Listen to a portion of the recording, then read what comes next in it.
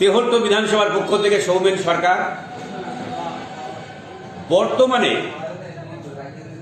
পশ্চিমবঙ্গ সারা ভারতবর্ষে 12টা রাজ্যে এসআইআর হচ্ছে, কিন্তু আমরা দেখতে পাচ্ছি যে পশ্চিমবঙ্গের এসআইআরে যারা বিএলও আছে তাদেরকে বিভিন্নভাবে যে কাজ করতে পারছে না বা নকলভাবে তারা ধর্নায় বসেছে।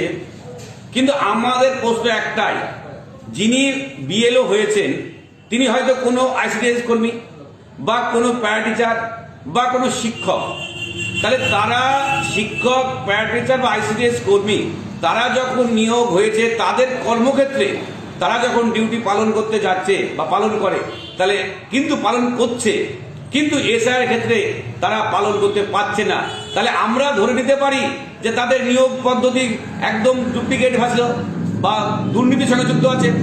কারণ সঠিক লোক যদি শিক্ষক হতে পারে তাহলে কেন সে বিএলও ডিউটি পালন করতে পারে না?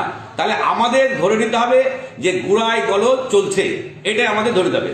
কিন্তু আমরা জানি যে ভারতবর্ষ 200 বছর পরাধীন ছিল, স্বাধীনতা লাভের জন্য দিনরাত পরিশ্রম করে ভারতকে স্বাধীনতা লাভ দিয়েছিল।